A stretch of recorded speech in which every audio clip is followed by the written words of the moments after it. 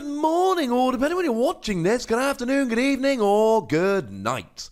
My name's Ross, and as always told out of Ursaring. So today, we're going to be taking a look at a new Ursaring card.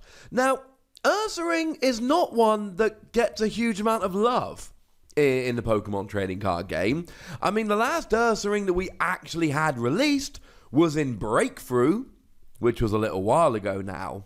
The last Ursaring that I actually got excited about was Ursaring Prime, which came around in Unleashed many years ago. That is until this one. This one could be good, ladies and gentlemen. I'm a little bit excited about this. So, what does it do? Well, the lovely Antoine Boulet has provided our translation here. And it starts off as a Stage 1 Pokemon with 140 HP, which isn't stunning, but it's not too bad. It's better than quite a few of them. It's got a retreat cost of 3, which is really annoying. No buff padding to beef it up with a bit more HP. No Pokemaniac to search it out. Those two things make me a little bit sad. And it's weak to fighting. And we got stuff like Pikachu and Zekrom at the moment, which is amazing, which is going to make people want to play fighting decks, which will end up countering this as well. And it doesn't really get any better in terms of your typing because you're a colorless Pokemon, which means you're hitting nothing for weakness and you get no extra tricks whatsoever. You can use triple acceleration energy, but it's not like you're the only one that's ever used triple acceleration energy. Beheeyem is a psychic Pokemon that makes great use of triple acceleration energy.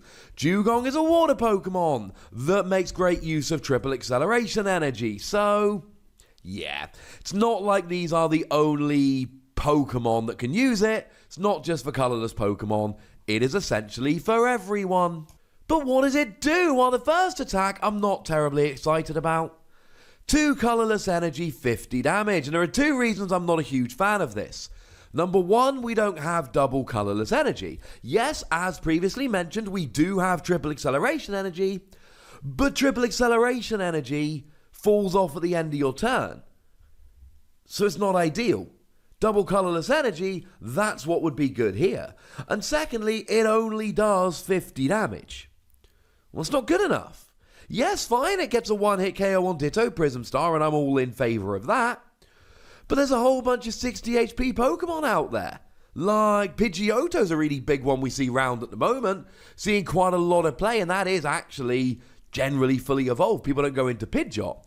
So, yay, but you can't get a KO because you're only doing 50 damage.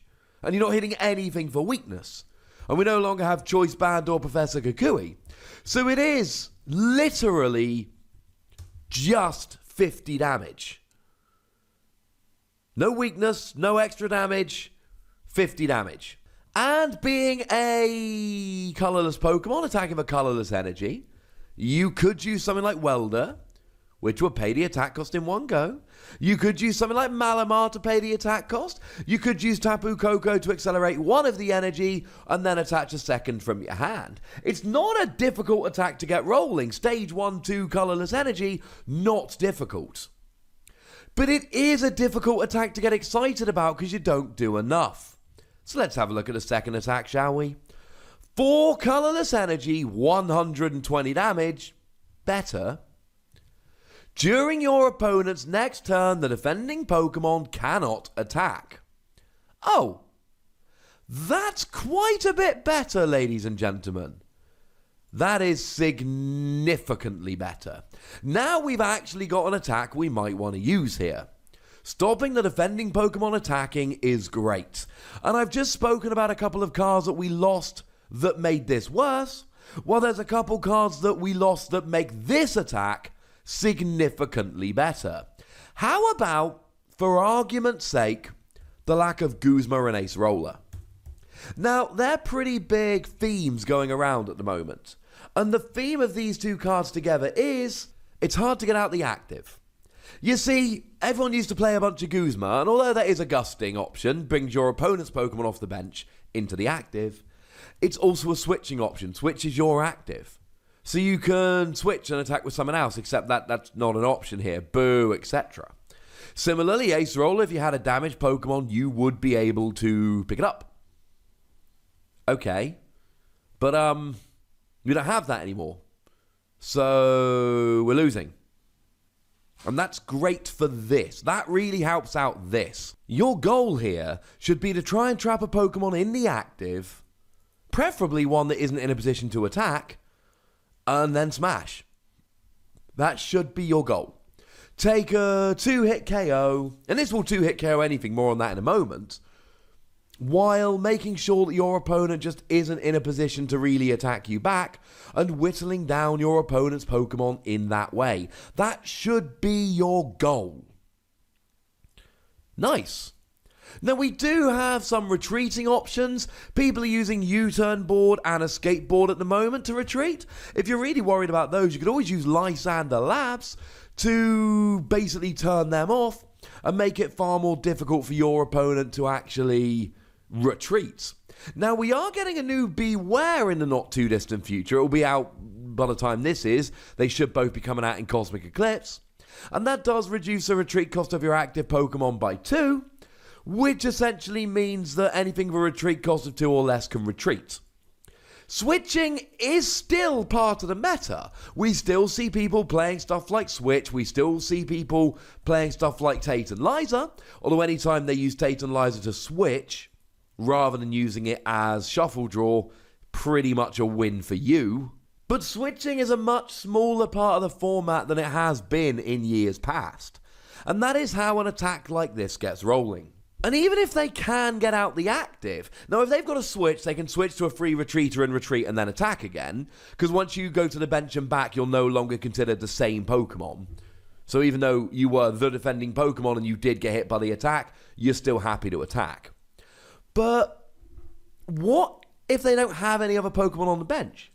What if they retreat and they don't have another attacker? I mean, take something like Reshiram and Charizard. Yes, they've got Welder to accelerate energy and that's lovely, etc.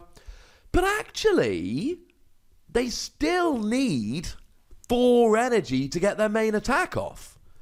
And if you hit a Reshiram and Charizard with this, they're going to need 4 energy on a benched Reshiram and Charizard in order to keep attacking. That might not be terribly easy. That's how you make hay with this. You trap something in the active. Take something like Naganadel. Now, Naganadel, generally speaking, wants to be in the active so that it can hit 170 to the bench.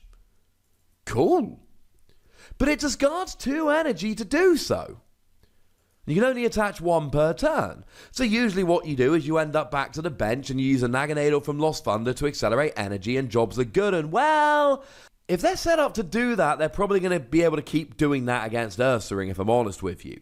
Like, if their deck is set up to be switching around like that, it's probably still going to be able to. But there's going to be a bunch of Pokemon that are going to struggle. Now, in terms of paying the energy cost, we got all the things we said before, but 4 energy is a lot. 4 energy is attack 1 turn, then triple acceleration energy the next.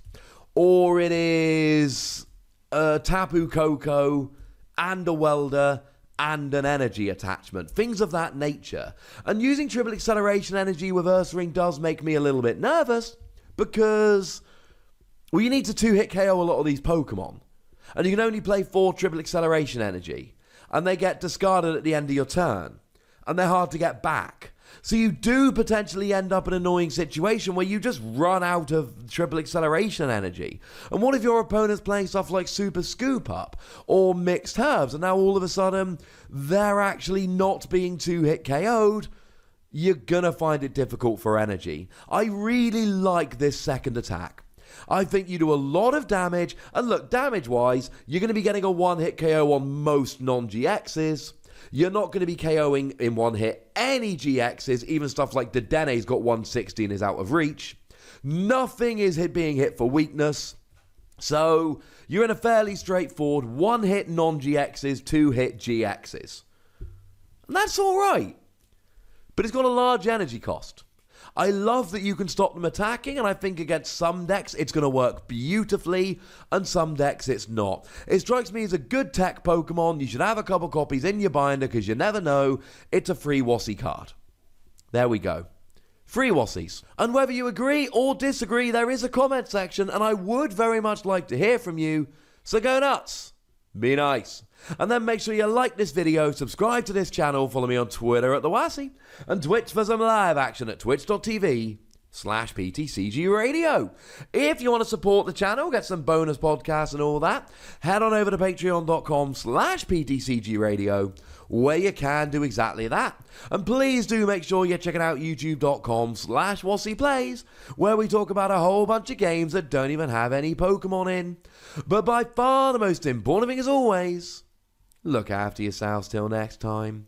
Thank you very much for watching. My name's Ross, and you've been watching PTCG Radio.